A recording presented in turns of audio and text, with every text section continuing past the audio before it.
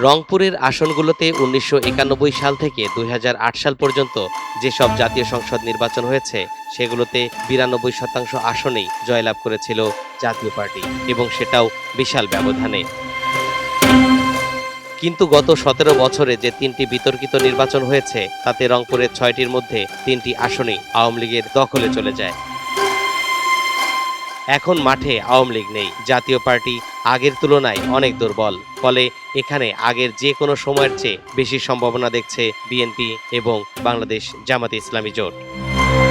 ছেলেপক্ষ কালিয়ে আসবে, তাই একদিনে বাড়ির অঙ্ক নিয়ে টেনশন আছে।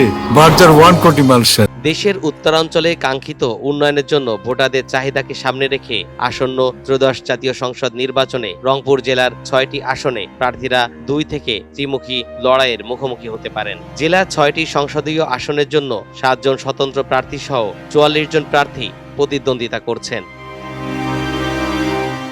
রংপুর ১ আসন, গঙ্গাচড়া ও রংপুর সিটির একাংশ। জাতীয় পার্টির প্রার্থী দ্বৈত নাগরিকত্বের কারণে মনোনয়নপত্র বাতিল হয়েছে। এখানে বিএনপি ও জামাতের প্রার্থী সুবিধাজনক অবস্থানে রয়েছে। বিএনপির প্রার্থী মোকাররম হোসেন সুজন এবং জামাত ইসলামী প্রার্থী রাইহান সিরাজীর মধ্যে দ্বিমুখী লড়াই হওয়ার সম্ভাবনা রয়েছে। এছাড়াও এই আসনে আরও ৫ জন প্রার্থী প্রতিদ্বন্দ্বিতা করছেন।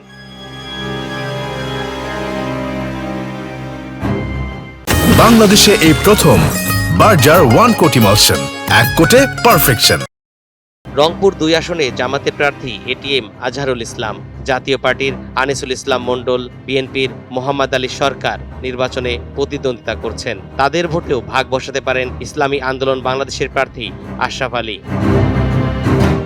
আসন্ন ত্রয়োদশ জাতীয় সংসদ নির্বাচনে রংপুর ৩ আসনে ৮ জন প্রার্থী প্রতিদ্বন্দ্বিতা করছেন। জাতীয় পার্টির জিএম কাদের লাঙ্গল, বিএনপির মোহাম্মদ শামসুজ্জামান শামু ধানের শীষ, জামাত ইসলামীর মাহবুবুর রহমান দাড়িপাল্লা, এই ৩ জনের মধ্যে হাড্ডাহাড্ডি লড়াই হওয়ার সম্ভাবনা রয়েছে।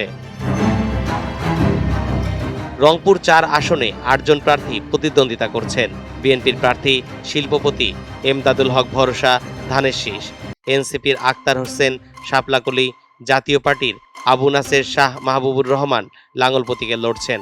তবে এখানে বিএনপি ও জামাতের দ্বিমুখী লড়াই হওয়ার সম্ভাবনা রয়েছে। রংপুর ৫ আসনে ১০ জন প্রার্থী প্রতিদ্বন্দ্বিতা করছেন। আসনটিতে বিএনপি, জামাত ইসলামী, জাতীয় পার্টির মধ্যে ত্রিমুখী লড়াই হওয়ার সম্ভাবনা রয়েছে। জামাত ইসলামীর গোলাম রাব্বানী, বিএনপির গোলাম রাব্বানী এবং জাতীয় পার্টির এস.এম. ফখরুজ্জামান জাহাঙ্গীর মাঠ চষে বেড়াচ্ছেন। রংপুর ৬ আসনে ৮ জন প্রার্থী প্রতিদ্বন্দ্বিতা করছেন। সাধারণ ভোটারদের ধারণা, জাতীয় সংসদ নির্বাচনে এই আসনে বিএনপি এবং জামাতের প্রার্থীর মধ্যে দ্বিমুখী লড়াই হবে।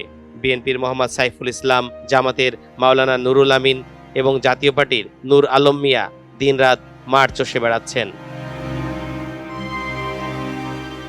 জাতীয় পার্টির দুর্গ হিসেবে পরিচিত রংপুর জেলায় আওয়ামী লীগের দাপটে দলটি অনেকটাই নড়বড়ে হয়ে পড়েছে।